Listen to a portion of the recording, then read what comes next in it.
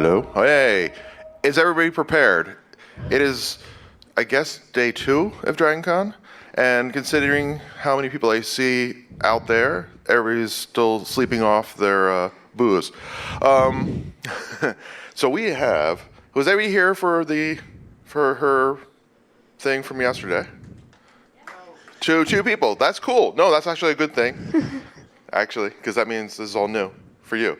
Bailey is, I guess, what, child author. Maybe that's a good part, right? You wrote your first book at like 9. Yeah. Yeah. No big deal. We all do, right? And she's going to talk about her first book and probably other things. And hold on to your hats and feel inferior. Bailey Harris. Hi guys, my name is Bailey Harris. I'm 13 years old and I am so happy that all you guys are here. I just hope that people can understand how important science can be for children in our world. I'm going to start off by telling you a little bit about me. So, this is my family. I have 2 other brothers, a younger sister, and 2 dogs. This is my dog, Lady. I love my dog so much. We used Lady in our last book to explain how dogs are evolving from wolves. This is me when I was a little girl. I loved to play soccer still, and yeah. And then this is me now. I'm still playing soccer, and I play for the club team Impact United. My family loves science, so I grew up watching educational shows like Bill Nye the Science Guy, and at bedtime, my parents would read us educational books like Magic of Reality. Some people, while they were little, were learning dogs with their families or at schools. I would be learning how to say "take to leak." I grew up with a secular family. This is a screenshot of a presentation that my parents used to teach us about the 7 humanist virtues when I was 6 years old. And then this is me on my first day of kindergarten. It was a little weird, as you can tell from the picture, but not just because of my clothes, but my teacher told my parents that I was the only one in the class that would go to the nonfiction section when we had library time.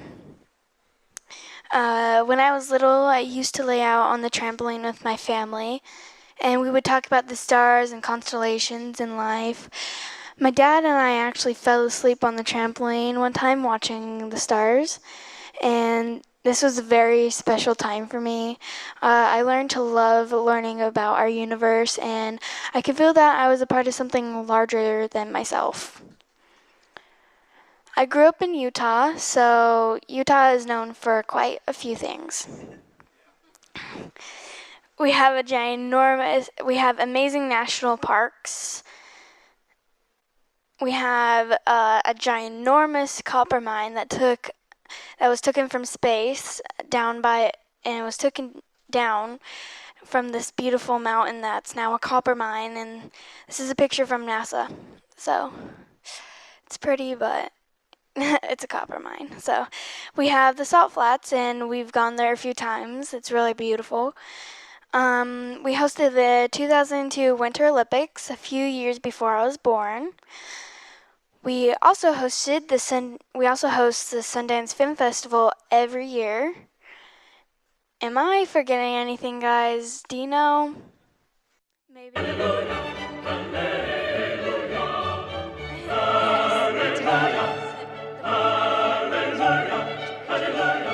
Church of Jesus Christ of Latter-day Saints, as they like to be called now, you know. This is where my story begins. This is me on my first day of 3rd grade. I was so excited. What I didn't know is that the kids behind me were all trying to figure out how to turn me into a Mormon. It looks like they were kind of staring at my dress because I was showing my shoulders. Heathen child. One thing that started happening this year is that my classmates wanted me to read a very special book to them. Yes, everyone wanted me to read the Book of Mormon. They told me that it would make me happy.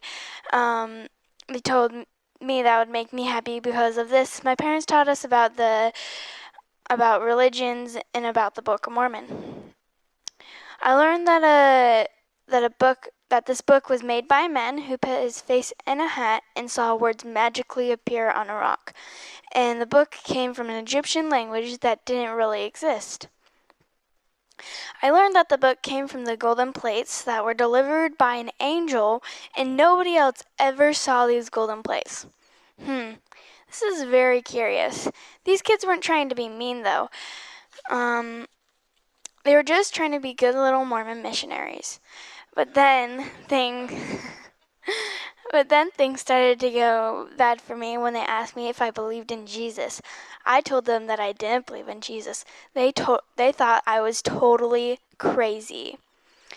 After this, a girl in my class started following me around at recess and lunch, and always wanted to talk about religion. One time I told her I didn't believe in Jesus. She told me that I wouldn't be able to go to the pretty princess castle in the sky.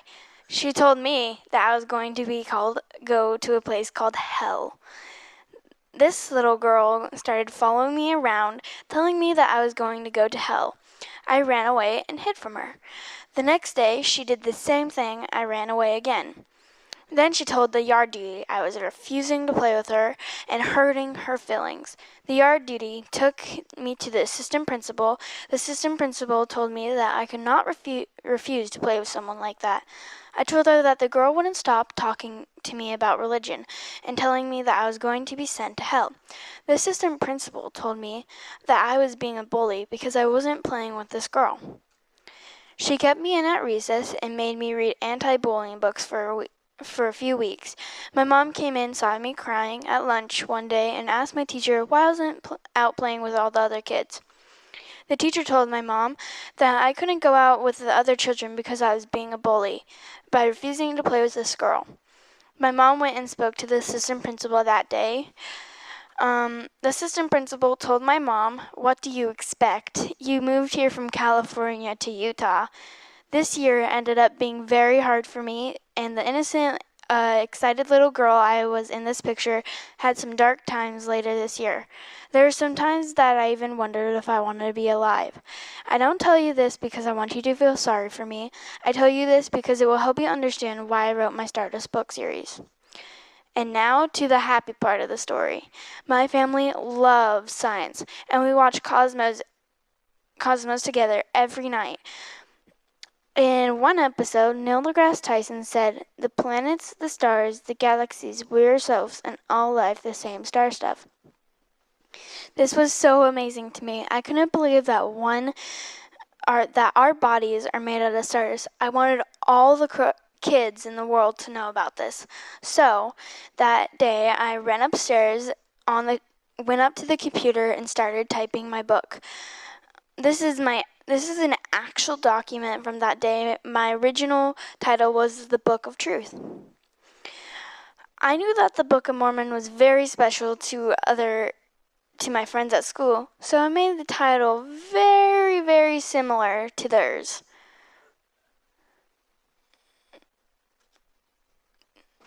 Okay, there you go.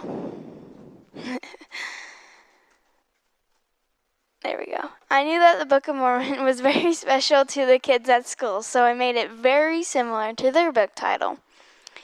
This is a picture of me when I was 8 years old, showing how I wanted the pages in the book to look. I was so excited to share with this to the world. This is what the book actually ended up looking like. We sent the book around to some scientists and authors, and many of them were very supportive.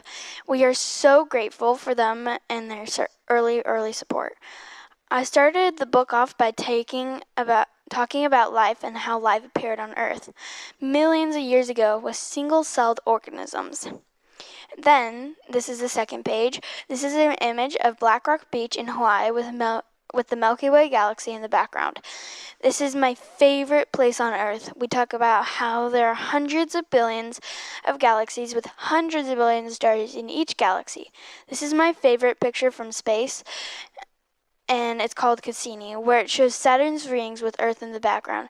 And this is a tribute to Carl Sagan's pale blue dot as well. Tiktaalik is my favorite ancient creature, so we had to include this.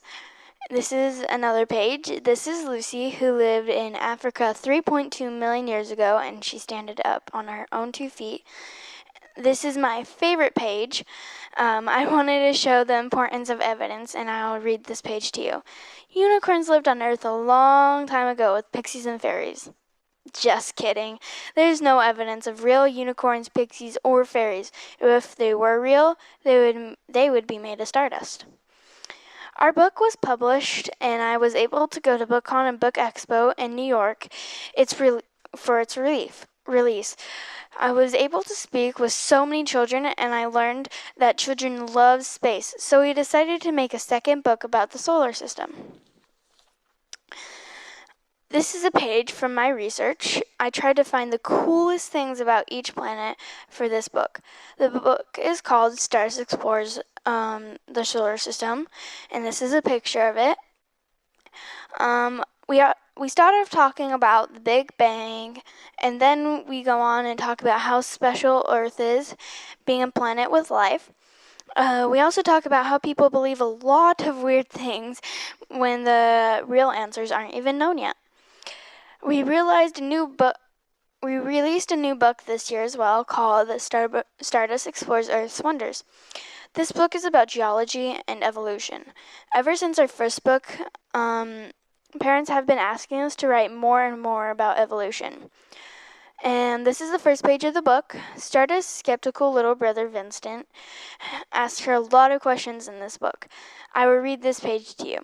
Stardust, where did Earth and planets and animals come from? Was it magic? No, Vincent, it wasn't magic, but the process is even more special than magic. And then we go on talking about how we are related to all life on Earth and explain how the difference between direct ancestors and cousins. And we talk about the difference between direct ancestors and cousins as well. An example that we have is the polar bears. And we also talk about inherited traits. We have a game coming out next year based on this book that teaches children about evolution. I am so grateful to have this game coming out, and I'm so excited. We have 3 books, and I'm so excited to share my passion with so many people in this world with my books. The first one, I have a few now. Sorry. Now that I am a little older, I'm an activist for 3 things: science, education, equality, and atheism. The first one, naturally, is science education. I know how wonderful science can be for children because of how important it is to me. This is one of the reasons why science education is so important. Influential people who don't believe in simple things like global warming. Another thing is, Charles Darwin said, freedom of thought is best promoted by gradual illumination of men's minds, which follows from the advance of science. I do a lot of things to fight for science education. I was on PBS Special. I do book readings in school classrooms. I read at my favorite places like Black Rock Beach. I do radio interviews and talk about science education. I Skype with classrooms around the country. I do science experiments on TV. Another thing that I'm passionate about is equality, such as LGBTQ rights. And I have an uncle and 2 cousins who are openly gay, and this is very, very important for me. Suicide is the leading cause of death for people my age in Utah. My cousin was at a gas station, and 2 guys came up to him and called him gay and threw a hot chocolate on him. And this is an example of why we need to fight hard for LGBTQ rights. This is our mayor, who is the first openly gay female mayor in Utah. And she's really cool, and I met her. I'm a huge fan of the U.S. women's national team. They sold out every game at the last World Cup.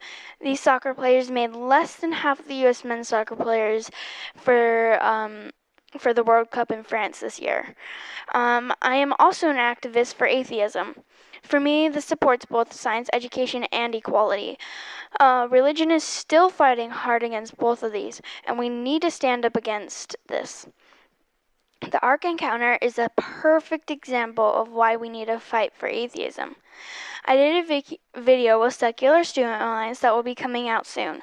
We talk about the anti-science found in the Ark Encounter. In the picture in the left, a lady heard me talking about how Earth is 4.6 billion years old, and she went and told security on us, and luckily we did not get kicked out. I work with other companies such as Secular Student Alliance to help children have a secular community at school. I have the opportunity to speak at conferences about science and atheism. I get to speak with amazing people like Salman Rushdie and so many people. Just like it says in the Ark Encounter, I am working hard to convince you that the flood was not real. Then I can convince them that heaven and hell are not real. As we look up into the night sky at the hundreds of billions of stars, it's amazing to realize that we are all connected, that we ourselves are made of stardust, and that alone makes us special as humans. And I can't thank you guys enough for being here. Thanks for letting me speak. Bye.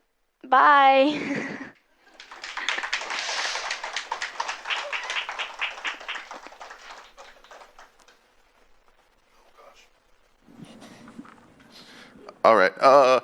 She is going to go out to the meet and greet table, which is just past the elevators. You'll see the escalators is the first table to the left, and then you can ask her all the questions you want and possibly buy more books, and she will sign them. Probably put, like, sayings about Carl Sagan in them or something. So hear it again, and if you want to ask some questions, meet her out there. Yep. Thank you again. Thank you so much for having me, guys.